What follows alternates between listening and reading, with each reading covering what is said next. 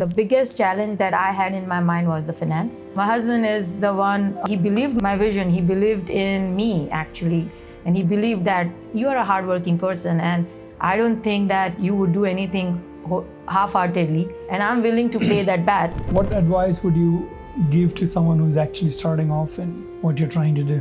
Just start. Don't Start keep and learn. waiting for perfection. You will make your mistakes and you will learn from it.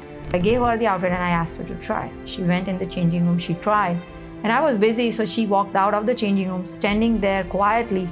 By the time we had an eye lock, and I said, okay, how was it? She didn't say a word. She had tears in her eyes and she gave me a very tight hug. And she said, it's perfect. It was like such an emotion. I forgot there were so many clients around me and I just looked at her face and it gave me that satisfaction. Hey Neha, good morning. Hi Sudev, hi, how are you? Great, how are you? I'm doing well, thank you for having me here. Thank you, and it's a pleasure to have you here. So happy Monday. Same to you, happy Monday. How was your weekend? Wonderful, actually. We did, it's a Navratri going on. Yeah. And that's one of my most favorite festivals. So me and some friends, my husband, we went Friday night to Park Expo. Was there for till like almost, we kind of locked the doors before we left kind of thing. Okay. And then again, we were out there on a Saturday night. So we've had a nice, good 2 nights of Garba playing. Did you have enough rest before you came for the podcast? No, not really. Because Friday I was busy all day. Then I went for Garba. Saturday and Sundays are busy day at the boutique. So I had clients from 10:30 onwards till almost 4 o'clock, 5 o'clock. And then you have a couple hours, you need to get ready for Garba night. So, Right, yeah. So yeah, but I'm energetic. I love this hustle of my career. Life, so, okay, very good. So let's talk a little bit about yourself. Give me a bit background about, where you come from, how long you've been in the US, I know you're also in IT, so talk a little bit about all that. Sure. So I'm originally from Mumbai.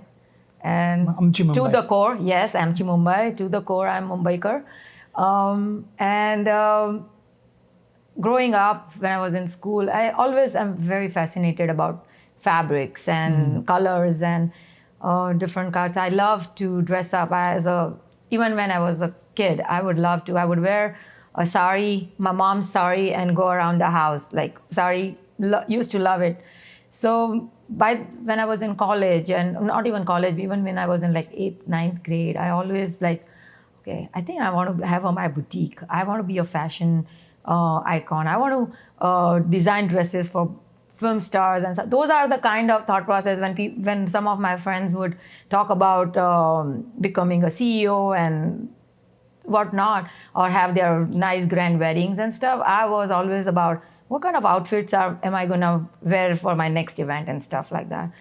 But this comes from like maybe 30, 35 years back. And that time, most of the decisions were made by your parents and you don't have a choice in a certain aspect of your life. And my dad was like, okay, my good part was he never discouraged me, but at the same time made me look at the bigger picture. And what he would say is like, okay, you can, but what's your, say that is your dream, but what the reality is, like, you don't know how it's going to be. So what's your backup plan? So the backup plan should be have a graduate degree, so that way you can fall back on something if that doesn't work. Right. And you can argue with your dad at the age of 15. So I went to and got my undergrad done in accounting. But before I did that, I took a promise from him that after I get through that, he's gonna let me pursue my fashion passion. Okay. Yeah, so that I'm gonna want to do a course in fashion designing and stuff like that.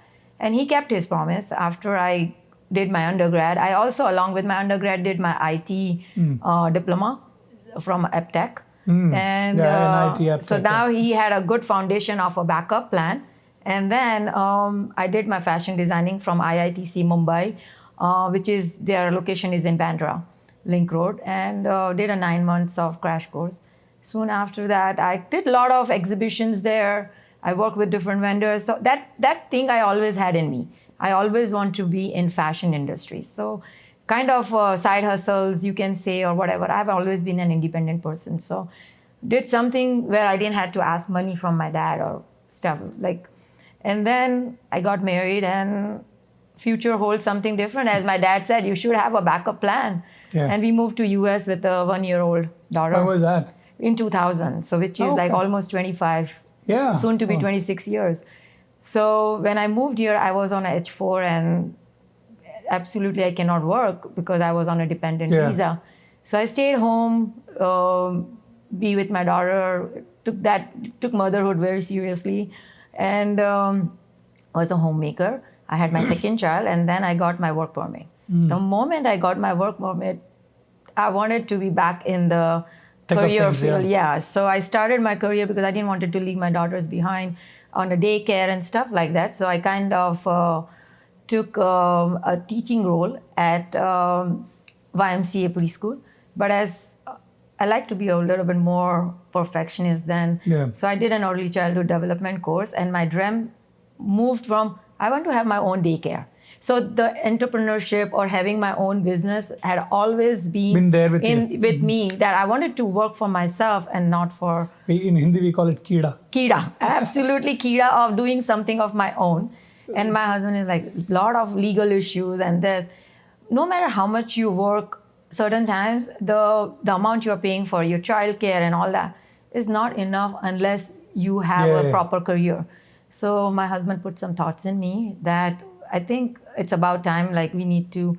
So that's when I got into IT. IT, okay. In 2009, 2010.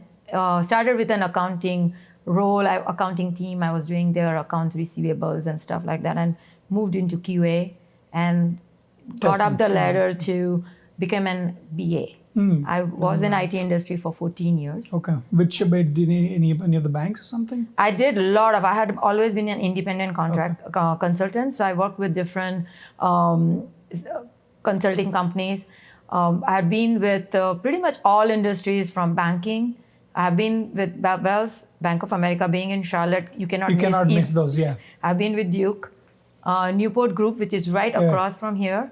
I was there for 2.5 years. And my most favorite project was with Windstream.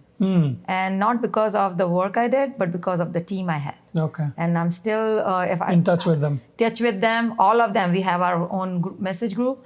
And my manager there was like a mentor to me. And if she is hearing this ever, she will know what I'm talking about. Or you can send this after that. I will definitely send her this. Her name is Dawn Campbell. And she had played a big empowering role in my life, from guidance to mentorship, along with my husband too. But you know, when somebody from your own person tells you something, you take it lightly, because you think that, oh, that's my husband, he has an obligation to say that.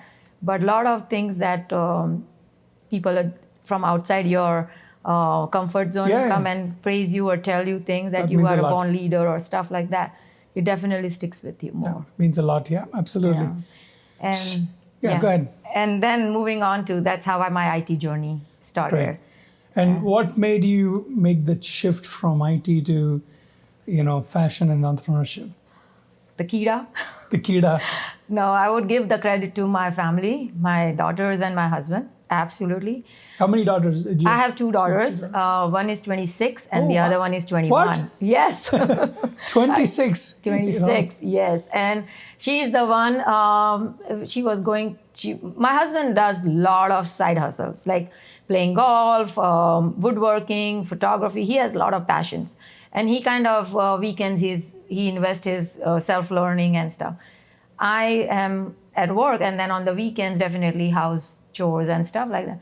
So my kids know me well, and my daughter is like, Mom, I'm going to be off to college soon, or maybe she was on her path to college. And the younger one who's 5 years younger to her. Soon she may not need me because she's going to start driving and be independent. Right. Like, Mom, it's about time. You're going to make everybody go crazy when you don't have anything on your plate. So start thinking about, you should live your dream. You always talk about having your boutique and fashion. And I'd been getting so many compliments here in US too. When I would go to a party or any events, people would compliment on my outfit, the way I paired my earrings or whatnot. So that I think I had that talent, and that was about time to put that on. It is hard to think about something and to do it, and because again the financial aspects of it, to invest, and what if I don't make any money out of it? What if my career is going so? My husband played a big role in that, and he kind of his one word was, so what? I invest in shares. Not every time I make money, I lose. Unless you try, you're not gonna know if you're gonna be successful. True. So you can always, 10 years from now, you would think that, oh, I wish I would have done it. Maybe 2 years from now, oh, it's not working, but at least I tried. Right. So that's how I started in 2018 with but it was a side hustle. Again, thanks to my manager. I was at Windstream at that time, and the group of people I was with, they all had their own side hustles going on. Some was in quilting, some was in planting, whatnot. Some was teaching something. So I saw those inspirations, and that was very inspiring, that life is all about living your dreams too. Yeah, absolutely. 100%. And make time for it too. Yep. So 100%. That's how I started in a one room in my basement, and with my job, after job on weekends I would take clients with a little bit of an investment, but with big courage to do it. Awesome. Yeah, that's something that I want to talk about. A lot of these professionals, especially IT professionals, when they come here, they get glued to their job for life, and they want to do a lot of things on the side, but they don't end up. So the question to you is, what gave you that courage? Is that inspiring people, or the people in Windstream, or something else besides the kid, of course? My husband. Okay. He's the strength of this foundation. Because I am, being an Indian woman, a lot of time, and I come from that time where decisions were made for you. He gave me the independence of my choices, my thought process. He's a friend, I would say, who I would confide in. So as I said, that the biggest challenge that I had in my mind was the finance. And though I was in IT career, I was making my own money. But you know how the families are, because I'm so rooted to my family in a way, is like, okay, I want to just give and not take, kind of a personality. So my husband is the one, definitely my daughters, they would give me dreams because they are young and they don't understand how always things work out. Yeah, the practical side of it, where he was willing to take that. He believed my vision. He believed in me, actually. And he believed that you are a hardworking person, and I don't think that you would do anything half-heartedly. So I know you're going to put in your 1,000% in it, and I'm willing to play that bet. So don't think that it's my money, it's our money. And if I have the independence of going through investments and make a loss, if possible, you have the same choice. But I would never have you have a regret of not doing it when you grow older and then think about it. So I would say that courage came from my partner or my spouse, you can say, but I kind of look at him as my mentor as well, because every thought that goes in my mind is spilled out in front of him, because he's not judging me at that time. So I have to be careful what I talk in public sometimes, or friends or anybody, but when it's not the same, right? So you get your true picture of your life, that, okay, whether this is doable or not. Right. So makes sense. Yeah. So was there a defining moment when you chose that you have to do fashion? I mean, I know you talked about you being your early childhood. Apart from that, is there any defining moment that you want to make that shift?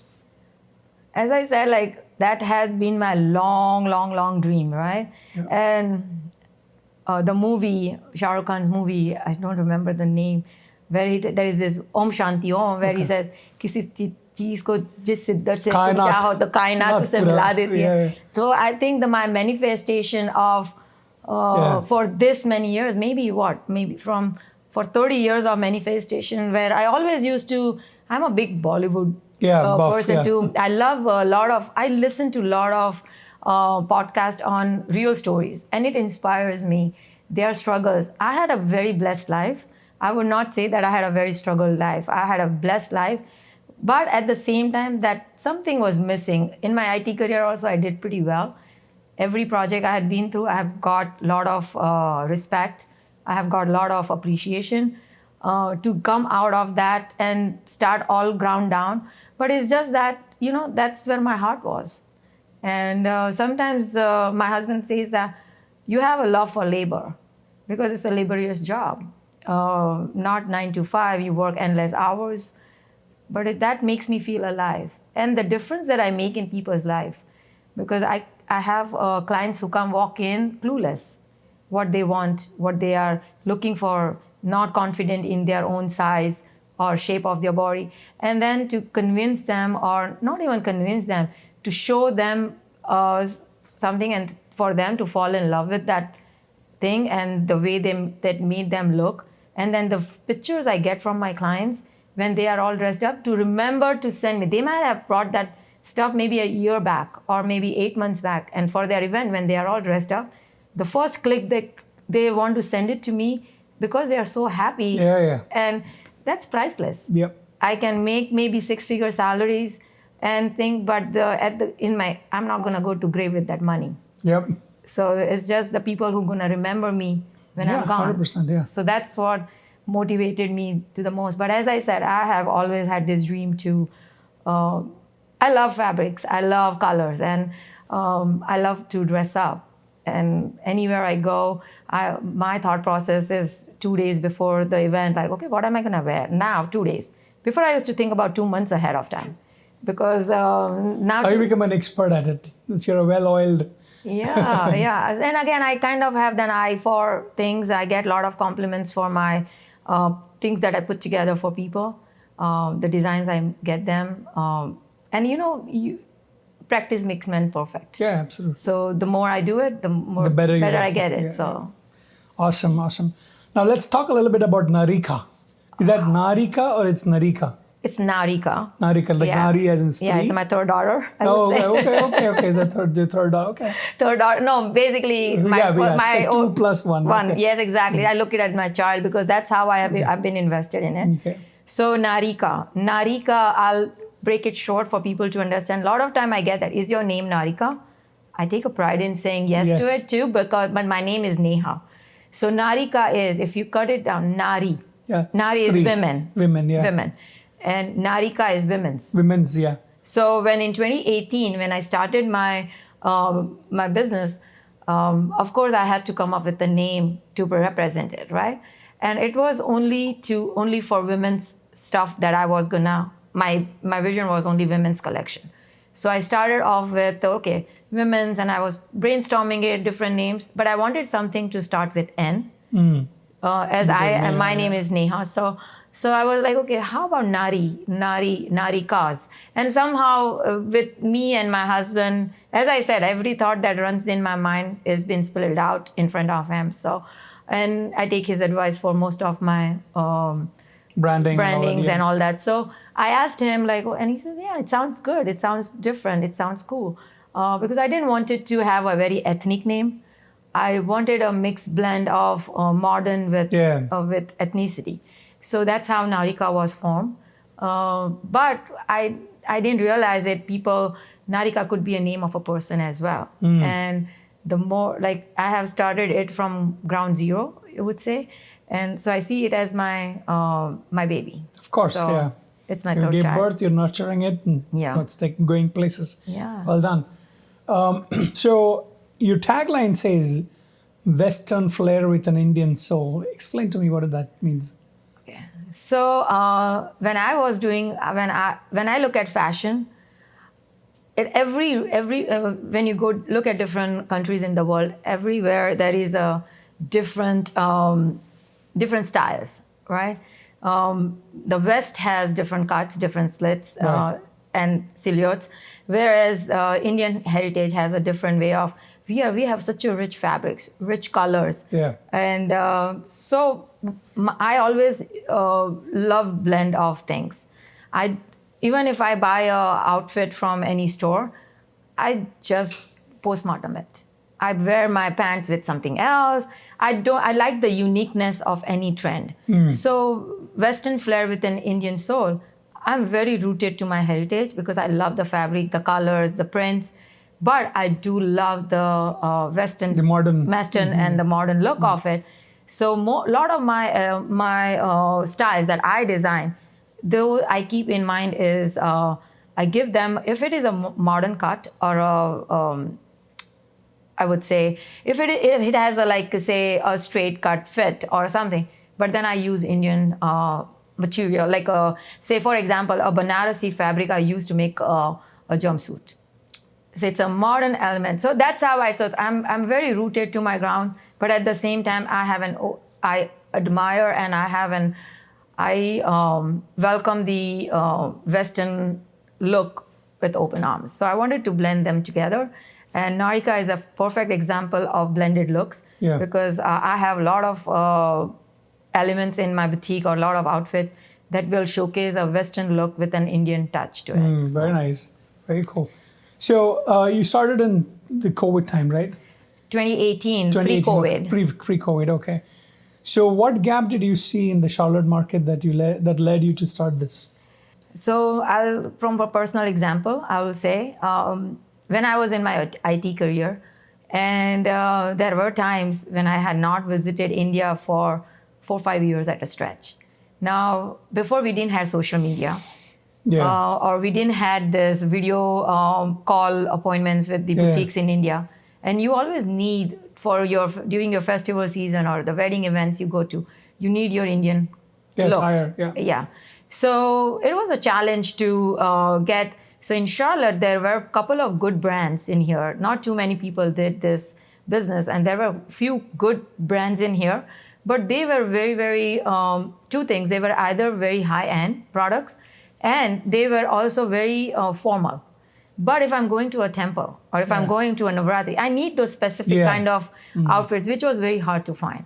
So when I was looking for, in 2018, September, when my first shipment came, I started my planning that year in August when I went to India Festival because I needed some Garba outfits. And I could not find anything. I just did not like, so old-fashioned, very old looks, nothing new and exciting or the color. So I came back home and I was just thinking, I was like, I had my bhabhi lives in India. And I was like, will you help me out? Because I didn't have any resources. And I'm like, okay, can you help me out? Buy some stuff. I'll ask you to go there. Just do a video call with me because WhatsApp was in trend now. It was at peak, and I'll pick few things and you can just ship it to me. Bless her soul, she was pregnant at that time, 5 months, 6 months pregnant with twins, and she's like, sure, Didi, I'll go there. And she, with her help of her mom also is pretty young. And they kind of helped me out to get my first shipment. And that's how my Niharika was born. When I'm like, okay, so I started my business with 25 to 30 pieces of Garba collection. That's all I invested, my initial investment. And thanks to my friends and family, or friends and the relationships I had made over the years, were my first clients. Oh, nice. They all wanted to help me out. So good foundation always comes along, or good investment in your relationship always come along. So that's how I started, and it was a hit. That small shipment that came in, I've never looked back after that. Nice, and that's what. So what was missing? To answer your question, what was missing is those cultural events, which is specific events, which you're looking your outfits for. I was not able to find for myself. So I thought that would be a nice addition to the Charlotte market. Not to compete with anybody, but people like me who can go to India very often and didn't have resources to get things here. And they don't want to wear very high-end, spend $500 on one outfit to go to the temple. They needed something that is more reasonable, comfortable and stuff. And that's what Niharika was born with. Now I have expanded into different things. Very good. Awesome. So let's talk a little bit about some challenges and learning curve. I know you transitioned from IT to retail. So what were some of your steepest learning curves? Actually, many, I would say. And I think my IT job has helped me to quite a lot of extent to keep up with it. First of all, is you deal with different mindsets. Right? Every person that walks in your boutique has a different mindset. And you have to understand and have your listening skills to what they are looking for. My first 5 questions are to any client who walks in is, what are you shopping for? Okay. So that kind of gives you an idea on what to help them with or show them, right? Second question is, what style you are looking for. Some people don't like lehengas at all. Some don't know how to wear saris. So what's the point of showing them those outfits if they don't even care for, right? My third question is, when is this event? So I can gauge alteration timings, because that's the hardest part. Nothing is going to fit you. My fourth question is, how many events you need to shop for? Because that kind of gives me an idea on show them different colors and trends. And my last question, which people are very uncomfortable answering, is, do you have a budget? Because nobody wants to tell you how much they want to spend, right? Because they I don't know the reason behind it, but I can gauge it why. But then I tell them that, okay, the reason I'm asking is nothing to do, because what happens is most of the time people will fall in the product which is a little bit high end, because, for an example, you shop for a t-shirt from Walmart and you shop for a t-shirt from Nordstrom, right? The quality is different, and that's what you pay the price for. So you get what you pay for. Yeah, exactly. And so sometimes it's like, okay, depending. If it's a wedding event, people might have a little bit bigger budget. But if it's just going to a temple, there is no point showing them expensive stuff. And then I tell them, and the other thing is, when you're buying for a multiple events, I know you cannot spend for every outfit that much. So if you have a budget of $500 and you need 4 outfits, it's my job how to fit in. And I have done that many, many times. When people try to get that understanding, they are very open to it. So that's the biggest challenge, to make them understand that I have been on the other side of that spectrum. And I know how people thought process. So when I'm in my business, I don't think as an entrepreneur, but I think as what would I be willing to spend that money on this material or this fabric? If the answer is yes, then I think that's a fair price. If I think, no, I don't think so, then how can I expect somebody else to pay for that price, right?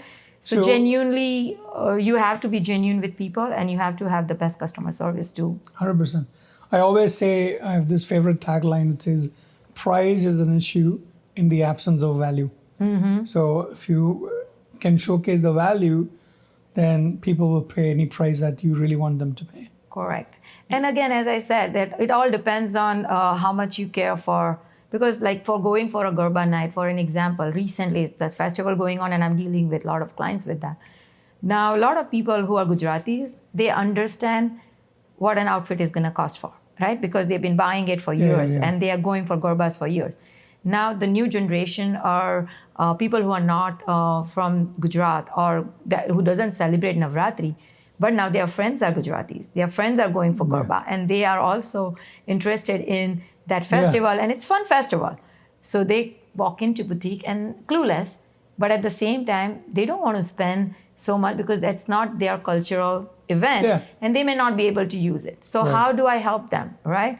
So the best way I help them is I tell them, don't go for a traditional Garba look. Go for some mix and match, which pieces you can use it in your other events as well, and they will still give you that Garba vibe, which kind of really, then they are okay with spending money on those because they know they're going to make the most out of it. Correct, yeah. So that's the challenges sometimes to have. How do you put yourself across to people to give them, to make them look at the value of things versus just the price tag? So you just have to be very creative in providing the solution. And that comes from my IT background. Because when I was working as a business analyst, that was my daily job, because I'm not 100% sure how much you have spent with it, but dealing with the requirements, you only get a one line. Okay? You would extrapolate from that. And then you have to have those endless meetings where you have to understand what they are looking for, where it needs to fall, what is the purpose of that page, what are they providing to their end user. So many things, right? And you have to keep asking questions. in a way that it doesn't offend them. Yeah. So that's the skill set I have learned from my IT job. It has given me a lot of good understanding on people mindset and how to ask questions and how to relate to others. Because you have to put yourself in their shoes. To connect with them. Yeah. It's fascinating. So my question to you is, you mentioned about, you do alterations also somewhere? I do. So that's very rare to find here. Yeah, it is very rare. But once you get in the industry, any industry, I would say, for example, you kind of come across the resources because now you are 100% by word of and for that I'll give one I've got my really, really, really, I would even say my best friend from this industry because of alterations.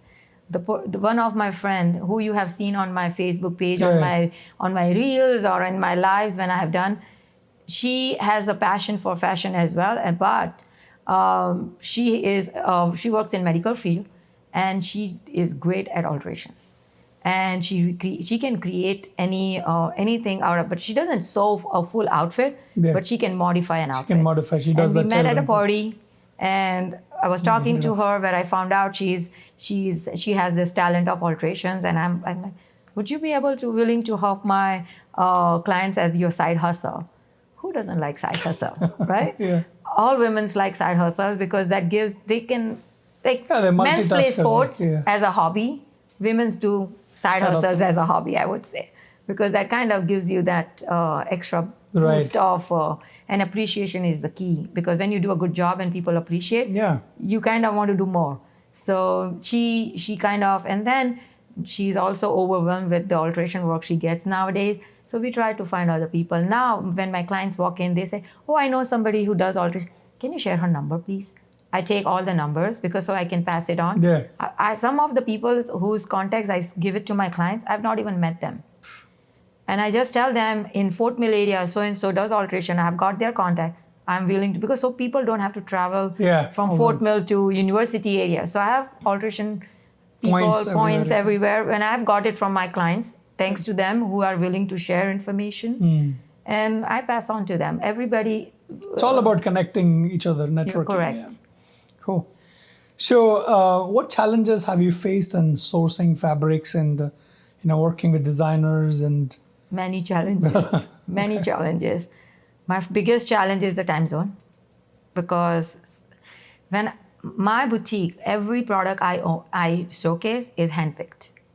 Every single, either it's, and then a lot of my designs are made by the tailors and everything, but all the ready-made stuff is handpicked. So now, by the time we wake up here, it's peak hours for them. So they don't want to work in the evening hours because they have their clients at the place. So you have to work with them earlier in the morning, but they don't open Indian timing. 11. They don't start their work till 11, 12 Which is p.m. like 1:30 here. Yeah, 2 p.m. So I have to wake up early in the morning at 4 o'clock sometimes, or maybe at 2 o'clock.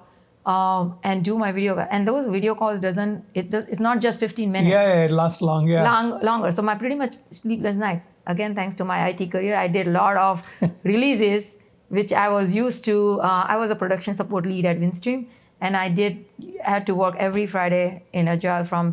We had releases from 10 p.m. till everybody is done. 2 p.m., 3 p.m., 3 a.m., 2 a.m., 3 a.m.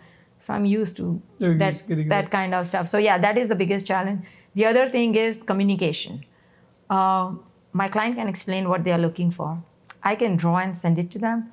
But when you are there, to the tailors, you can show them physically what I mean versus the challenge to explain them from the picture.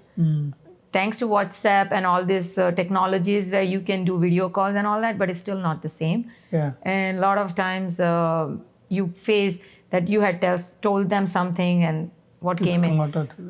Again, I'll work with a lot of Indian older guys for stitching. All my darjis are older, and then you tell them, please add a pocket to the skirt, because now that's a new trend. Yeah.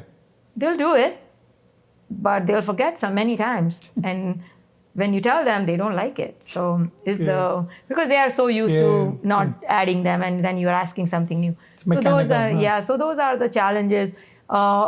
timing wise and all that. But so far, but I go to India every year. Oh, you do? Yeah, every single January for last 4 or 5 years, I have been to India, except for the COVID time since I started the business. Because otherwise, how you build those relationships? Yeah. And fortunately, I have got some really good vendors.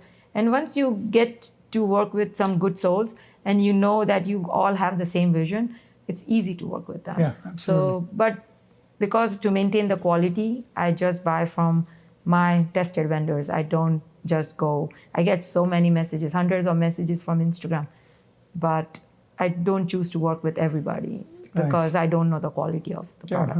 100%, yeah. So you're in this because you're passionate, your passion for fashion. Yes. But how did you learn the business side of things? Marketing, customer service, branding, all of those things. It teaches you. You have to just, one of the good school, I think when you have a passion for something and be successful, and you are, you don't like to be fail into anything. Yeah. You probably put your more than 100%, I think, right? And when you put in more than 100, I said my husband comes from a retail background. He used to work for Family Dollar. Okay. He is now at Camping World. So he has that IT knowledge of it, and he has guided me through many things. But social media, I love looking at learning from people's what they do things. Feeds and reels. As I said, I hear a lot of podcasts of celebrities, designers, and I know what challenges they go through and how they have come. So you kind of try to take bits and pieces from everywhere you see, educate yourself and go through it. Of course, there are, you make mistakes. And I think when you make mistakes, you learn. And Dawn, my manager from Windstream, I made a mistake once in something, and I own my mistakes. So I told her, sorry, I made this mistake, and I think next time. And he's like, no, that's okay. You are human. And and her words had stuck with me. If you don't make mistakes, you don't learn. Yeah. And I think same stuff my husband repeats too. So I learned from my mistakes, and I've made many mistakes in this fashion industry, which have taught me many things to what to do and what not to do, who to associate, who not to associate with, and stuff like that. So yeah, and I think that's how I have learned. YouTube teaches you so much. Yeah. There is so much of free education on YouTube. Anywhere I'm stuck on Instagram post, right? Sometimes you can't find music you want. I just YouTube it. How do I get it? And then a few settings in your phone will help you achieve it. So I think more, as I said, practice makes man perfect. Perfect, yeah. So that's how I've come across different challenges. Cool. So Charlotte over the years have become an increasingly diverse crowd.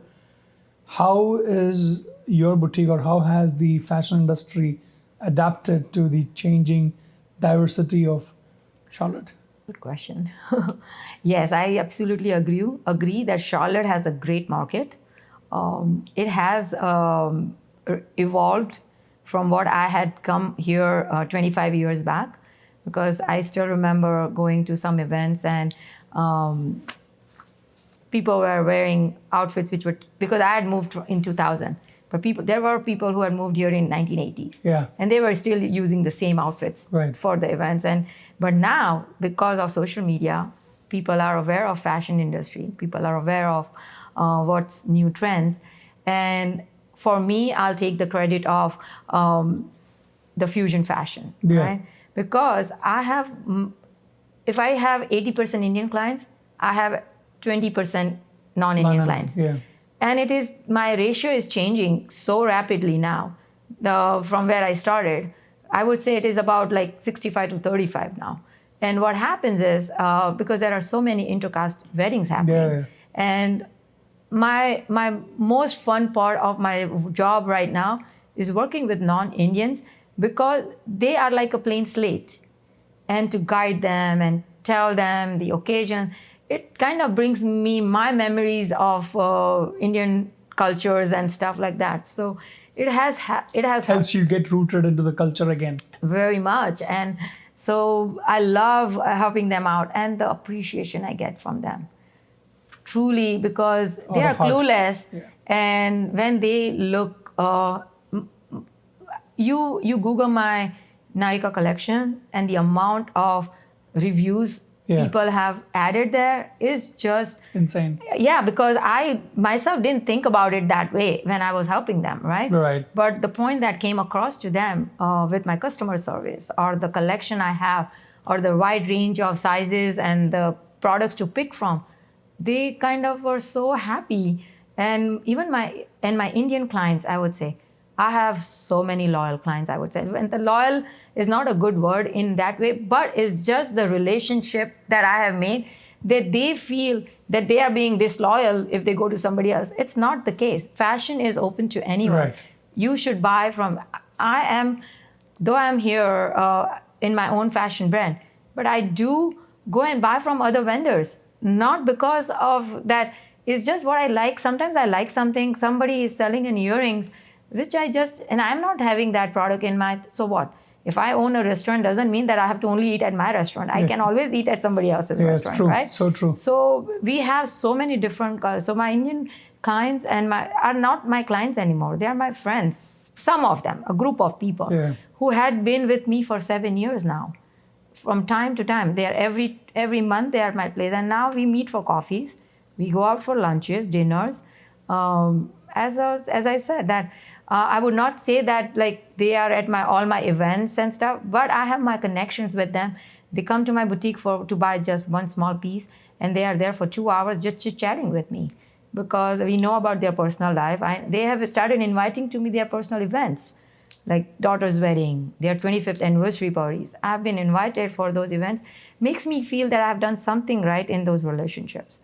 Because at the end of the day, as I said, that relationship goes long way than my business after 10 years might be hand over to someone or based on if I get into something. But my relationships are lifelong, so. 100% agree. I mean, it's the people who you connect with that matters than the products. Yeah. Yes, exactly. Yeah. Cool. Yeah. Very cool. So do you feel Niharika actually connects with the second generation Indians and the non-Indians that effectively? Absolutely, very much. I have such a huge range of young generation who comes to me, and the biggest compliment they have given so far is, "Auntie, you have such a nice mix and match." It's just the cuts, the Western cuts, because they are second generation or they are non-Indian. They need to, and I always show them examples in a way that, okay, they walk in with the jeans. I ask them to put in a crop top or something, and I just say, don't put the skirt with it. Just use it with your jeans and imagine that you put a blazer on top and walk into a gala event or something. And they just fall in love with the idea of that. And they can envision, not everybody envisions fashion and how to put things together. I have even got a second biggest compliment from my clients.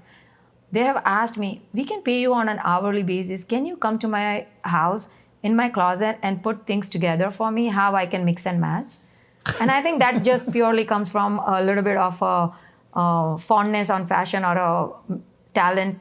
I think I'm born with that talent. I know it might sound a little bit too much of self-praising, but that is what I have got from others. And I kind of feel it to the core now, that the confidence of it.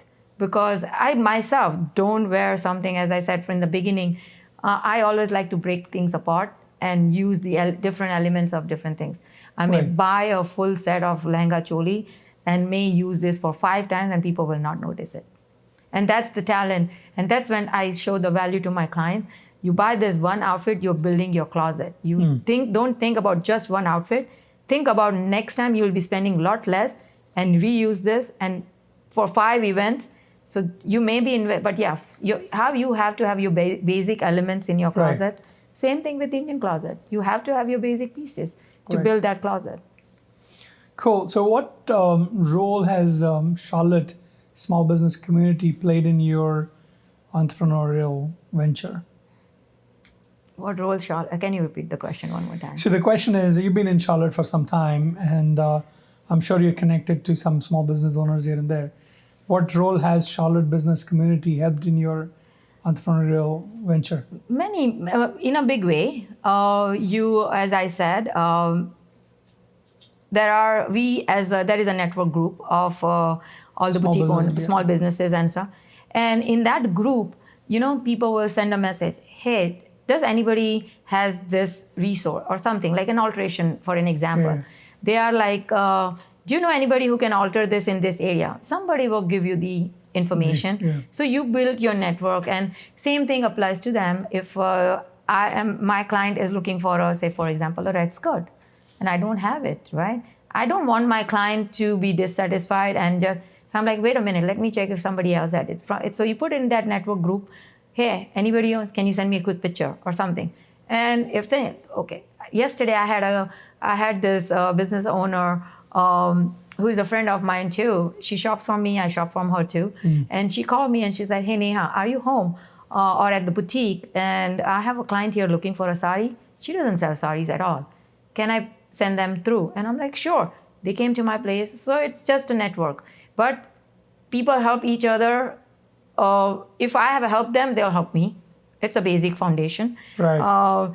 You cannot just keep taking help from people and not give it back to the community. Yes. So as a community, everybody, all small businesses or any entrepreneurs have to understand this basic rule. Right. That it is give and take. Absolutely, 100%. So the more and more you take, I think you should start thinking of giving back to the community as well. So, and I think your good karma is always helping coming back. Yeah. Yeah. So. Cool. We're seeing a lot of fusion fashion, as you said, right? So fusion fashion becoming more mainstream in the US. Do you see this as a growing trend? It is. And it helps in two ways, right? It kind of keeps your cost down because you have a piece in your closet already. Say you have a silk shirt. Now it's an ethnic event and you need an Indian element. So I'll tell you just with an example what I taught my daughter. So my younger daughter helps me with the boutique when I'm on a vacation. I have she's 21. She's 21, yes. And she's been working with me because she was home when I started the business. And I would take her to the events because I didn't have that much finances in the business to hire people. So of course my husband helped me so much in initial days. My daughter would help me. Both my daughters will help me. So my younger daughter runs the boutique when I'm out. And sometimes she's not given a choice and she has to do it. That's my husband puts his foot down. You can't say no to mom. You have to do it. So she would, and she has come a long way, and she has learned the end. So 2-3 weeks back, I was in Italy on a vacation, and she was at the boutique, and a client walked in, and the client had only a very small budget. She was a non-Indian client. I would not name anybody. So she had a very small budget of say $50. And it's hard to find a full outfit in $50, especially for a wedding event or a big event. And the client didn't buy anything and she left. So my daughter was telling me, Mom, she was so picky and she only had that much budget. I didn't know what to show her. And this is the lesson I told my daughter, that don't think any budget is a small budget. Think about it for the next time. I'm not criticizing you that you didn't make a sale. No, because it's a learning curve. And I've learned through those mistakes too. That when a client walked in, and if it's a non-Indian client, and you have to respect their budget, you may not be able to sell them the whole outfit, but what you can sell them is the vision. Where, okay, imagine you buying a black outfit or a plain blue long dress, okay, and you want to look Indian. Walk in, like imagine you have a long dress, blue color or any solid color. Now you can buy a nice multi-colored dupatta, which will cost you about $25 to $30, right? Place it show them an Indian style to drape it, and buy an ethnic jewelry. You can go and buy an Indian jewelry for as low as $15. Imitation jewelry, right? And put them together, do a nice makeup, and have a small bindi or something, and there you go. Under $50, you have your Indian look. Right. And I said, Mom, I did not think about it. I said, no, not everybody thinks about it, but that's what you learn in your job, how to improvise, and sale is the goal. So you have to make sure that, okay, when somebody walks in, I don't want to cheat them. I don't want to take the money and I want to fulfill their wish, in work with their budget. As I said initially, budget is very important. You cannot walk in a store without a budget, no matter how wealthy you are. Right. So when people tell me their budget, my job becomes 50% easier than what it would be, because you know what to fit into that budget. Yeah. So, and I understand you have 4 events. You're not going to spend $500 for every event, right? So if you give me, okay, I have a $500, $600 budget. I can show you something for $100 and one item for $300, one thing for $50, and then use one element of this outfit and create a separate outfit. There you go. So mix and match. Mix and match it. So that's where the fusion fashion plays a big role. To come back to your question. Yeah. So how a long Western dress incorporated with an Indian element could create a $1 million look for somebody. Fusion fashion. That's very, very inappropriate. Very nice. Yeah. Cool. So now let's talk a little bit about your advice to the younger generation.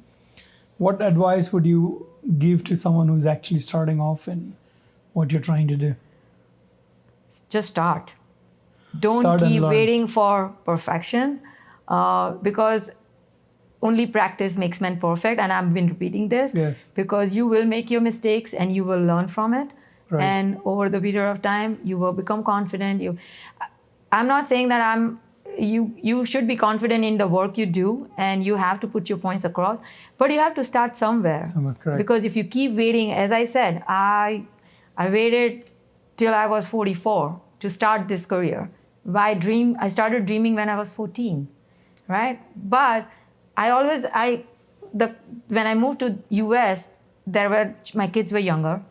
I needed a solid foundation or maybe a green card. And you always worry about certain things, right?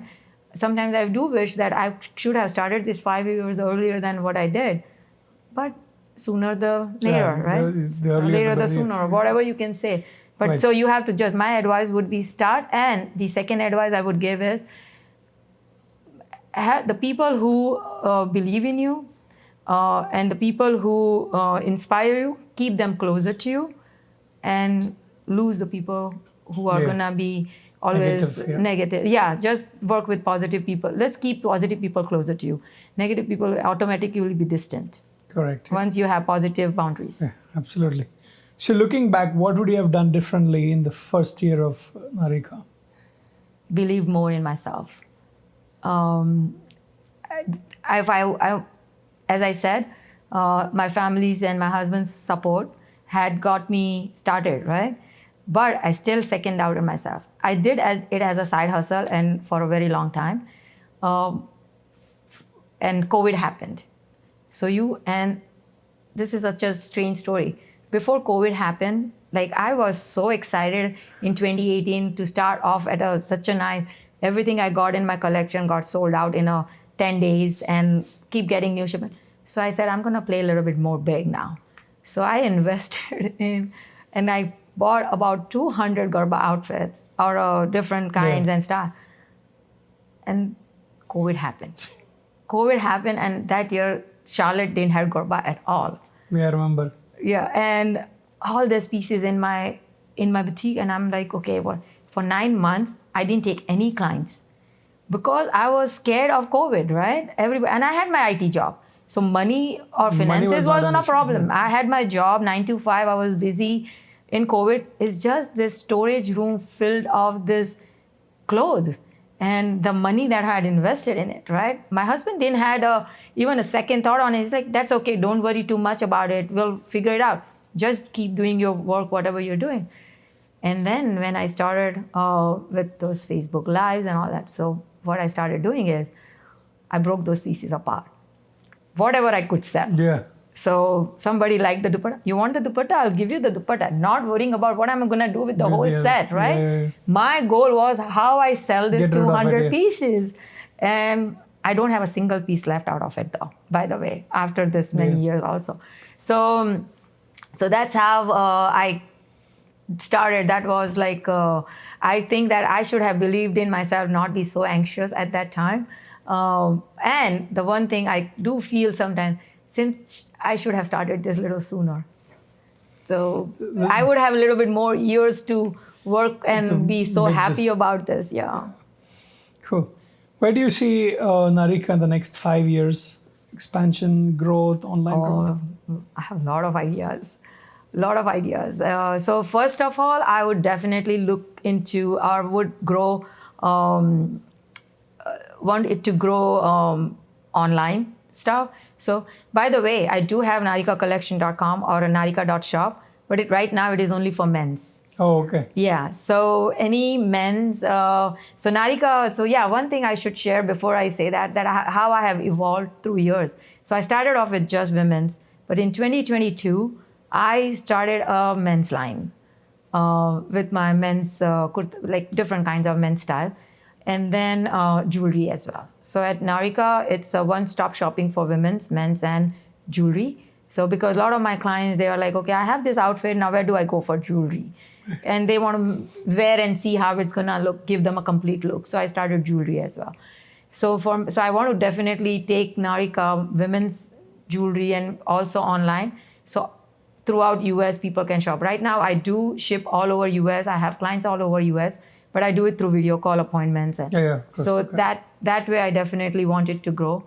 Second thing I want to grow is I keep thinking about having a franchisee where I cannot be everywhere. Yeah. But I can motivate people and can have the supplies and all that, and they can work them through with some kind of under Niharika brand with the way the corporate works, right?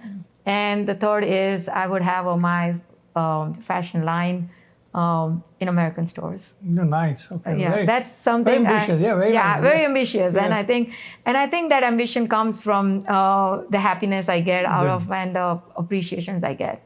So that's how but those are all manifestations, which is It'll happen. Going you just have to manifest. Yeah. You know, they always say you don't hit the shots you don't take. Exactly. Yeah. So there's nothing wrong in dreaming. Yep. Yeah. Cool. Very cool. So we're getting into the next segment, which I think is your favorite. Yeah. Rapid fire. Oh, I love that Karan Johar show with the rapid fire rounds and all that. So, yep. Cool. It's actually inspired from Coffee with Karan. Correct. Correct. So let's talk a little bit about that. So sari or lehenga? Lehenga. Yeah. And lehenga, it's the comfort. Colorful. And the thing is, it's a versatile piece, which you can reuse it, make the most out of it. Sari is timeless too, but again, lehenga is more for comfort. And a lot of people doesn't even know how to wear saris. I know how to wear saris, but I think it's more comfortable lehengas. So heels or flats? Both actually. Flats for fashion. Flats for comfort and heels for fashions. But it has to be a mixed blend. You cannot do one or the other. Absolutely. Favorite fabric to work with? Silk. The richness of it. So it's very easy to work with if you have the right silk, and it looks elegant, very classic. Yeah, classic. Yep. One outfit you would wear every day of your life? Western or Indian? Either. Either. Kurta with the nice plazo pants or patiala pants and stuff. The reason is for the comfort for sure, but I can do so much with that outfit. I can have a bindi, I can have an Indian jewelry to make it look more versatile. Yeah. Very good. Coffee or chai? Chai. It feels home. Adrak wali? Yes, and made by my husband. Nice. He makes the best tea. Gold or silver jewelry? Actually both, as long as it complements my outfit. Complement is important. Basically, see, if I'm wearing an outfit like this, and if I put a gold set, it's not gonna look good. It has to be an oxidized or a German silver or something. So depending on gold or silver doesn't matter as long as it complements the outfit you're wearing. Cool. Most memorable reaction of a customer to Niharika? There are many, but one recent one I will share is I had this Afro-American lady. She walked in. She called me ahead of time that I'm a big girl, and I'm not able to find Indian clothing, and she had an event to go to, and would I have something in her size? And I'm like, sure, I do carry plus sizes up to 6XL, 7XL sizes, right? She walked in, and she was somewhere around 7, 8XL size. The biggest size I had was about 6XL, 7XL. So she tried it on. it did fit her. The pants fit her. The top was a little snug. And I know she was very disappointed from everywhere she had been. And it kind of, I took it a little personally, and I felt like she has to look good and be comfortable and feel confident in her own skin. So I gave her a workaround. I said, this is what I can do it for you. I can get this kurta opened up all the way. It had a little bit of a margin inside.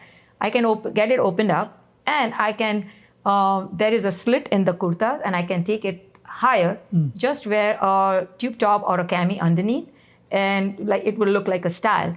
And she agreed to it because she was at that point, she wanted, she was desperate about it, right? So I got, and it was a challenge that she needed it in 2 days. I had this auntie who'd help me out, and she did exactly what she walked in on a Saturday morning to pick up her outfit. And I had 3-4 other clients I was helping. So I gave her the outfit and I asked her to try. She went in the changing room, she tried. And I was busy, so she walked out of the changing room, standing there quietly. By the time we had an eye lock, and I said, okay, how was it? She didn't say a word. She had tears in her eyes, and she gave me a very tight hug. And she said, it's perfect.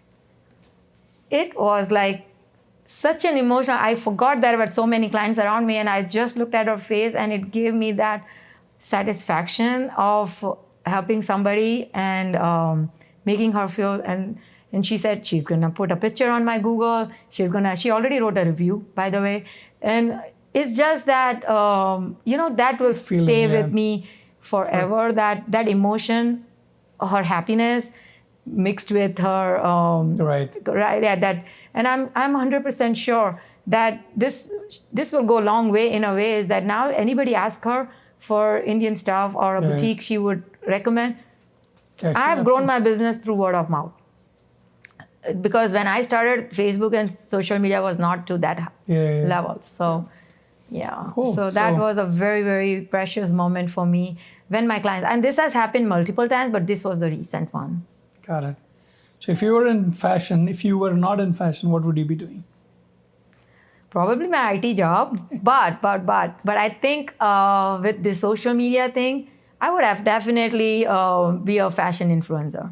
Nice. Yeah. One Indian festival you would love dressing for? Navratri. I just said Diwali, that. Navratri. Navratri is my most favorite. Okay. I started my business with that Garba collection as well, because from growing up, Garba I'm a pure Gujarati, and Garba is in my blood. I grew up with it. I love the music, the beats, and the dance. Falguni Patak. Yeah, that's where I used to be because of Mumbai. She is a big one, and we used to get our season tickets. When I was in college, it would cost about 12 to 1500 rupees at that time, which is a huge deal. And I would tell my dad, don't give me pocket money for 3 months, just get me this pass. And we would, me and my brother, we both would go together in a group, and Cool. So who inspires your sense of style? Not a single one designer, but I would say there are 2 designers. I would say 3. Sabyasachi. It has a nice cuts they have. Masaba. She's an upcoming. She's an upcoming designer. I have seen her documentary, and Masaba's House of Masabas. She's Nina Gupta's daughter, and I had seen their series they have. If nobody has seen it, they should. Very inspiring. It's just dream of fashion. Netflix, yes. And her prints, fabric prints, and all that, and her slits are. And third is myself, of course, for mix and match. Very nice. So I do admire. Maybe that's what you should actually have, your mix and match. Yeah, I do have it. A lot of people know me for that too. Because during COVID time, that was a big hit. Because people were doing smaller events and stuff, so they were not spending too much. And smaller parties, they didn't want a very elaborated looks. So mix and match was a big hit. Big hit. Very good. So dream celebrity you would love to see wear, Niharika? Priyanka Chopra. I hope she's listening. Yeah, I really hope, because she's the perfect embodies of East and West. She has her reputation in the East, and she is a well-known figure in the West. So if I want to be have somebody represent Niharika, it would be her, because she has herself in both the places. And Nick for men. And yeah, absolutely. He's a very handsome guy. Cool. Favorite place to shop in Charlotte? Other than Niharika, of course. So two things I would say. I love Marshalls. For the convenience, it's just walking distance from my house. So in any time crunch, when I'm too overwhelmed, even when I was doing my work from home, IT, my lunch hour, I would spend at Marshall. The biggest reason is they have unique stuff. And there is not too many, it's limited editions, right? So you're not going to walk into a room with somebody else wearing the same top. Right. So that's my favorite place. And they work with different designer brands too. So a lot of things you can get it in one place. So you don't have to go different places. And of course, I love to support other small businesses. So I do buy from those knick and knack boutiques in different places, Right. and even some Indian entrepreneurs who have their own small businesses. Nice. I buy, if I see something, I'll buy it. I don't go to their places to buy, but if I walk into an event and they have a booth, I feel I need to support them. Yeah, of course. Because when I put my booth out there at a cultural event, Yeah. and I see people not even stop by to appreciate the collection or something, it's a little heartbreaking. Yeah. So when I see somebody having their booth somewhere, I would love to. And any small business, you give it to them, it makes their day. Yep, 100%. So if you were to collaborate with any designer, who would that be? I would like to work with both of them. So Sabyasachi, because he is very, very experienced and in the industry for a very long time. And Masaba is been there for a long time, but she just started getting her. Yeah, she's just getting her. Yeah, she's pretty young. So you can get the timelessness and the experience from Sabyasachi and the youthness from Masaba. So Yep, I would absolutely. like to work with both of them. Yep. The best business advice you've ever received? People advice are given for free, Free. right? So everybody gives you advice, but be a little bit more. Biggest advice I get from my husband is believe in yourself. Be a little. So I'm a very hyper person, so he kind of calms you down. Calm yourself down and stuff, and stay organized. Yep. So one thing you miss about your IT job and one thing that you never miss about your IT job? Not that I miss a lot of things, but what I miss the most is having a mentor or the guidance. Because in the fashion world or in this, I had my dream, right? But I didn't have a background in Right. it. I don't have any chachas and uncles and masa or anybody having a clothing business who can guide me to where I can buy from. So I've learned through my own investigations and own relationships. Right. So in my IT job, as I said, you come across certain people who inspire you. They mentor you in one way or the other. Not directly, but even by looking at their work, you get that guidance on how to deal Right. with challenges, right? So that's what sometimes I miss, that if I had somebody who can guide me through, and I would love to guide somebody else too. So that's one thing. And the second was, you said what I don't miss. What would you never miss? My 9-to-5s were so boring. I love the flexibility of my job. Right. Today I'm here sitting for a podcast. If somebody wanted to come and see me, I could reschedule that. No, that hour I'm is busy. I'm busy. So let's meet at 12 or 1 o'clock or something. That makes sense. A Western trend that you would love to fuse with Indian wear? So, a couple things. I would say I've seen someone, and I would try it too, but I haven't done it, is wearing a blazer on a sari. I've done it once, but I didn't think I had the right blazer, so I didn't go anywhere.